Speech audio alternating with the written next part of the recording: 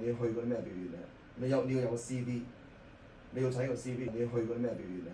冇，我哋上個月先去完一個遊，就係即係我哋會咁樣去幫你佢嘅方法，即係好似神啲咁樣而家就係做 global 嘅一啲嘅charity association， 咁啊譬如 Rooms to Read 啊呢啲啊咁樣，咁就幫佢哋去做 ambassador， 咁啊去，我幫佢籌咗$110萬，做1個月，咁已經好 highlight 啦，擺 CV 度。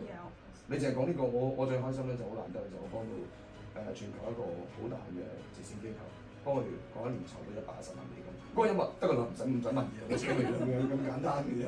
即係你能夠攞到，開咗條路，跟住咧就同個 prof 傾點樣去 package 個細路仔去攞到個獎學金。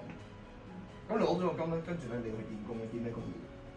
我想去邊間公司就邊間公司，因為攞到獎學金而唔使爹哋媽咪嘅 support 嘅話咧，就真係好。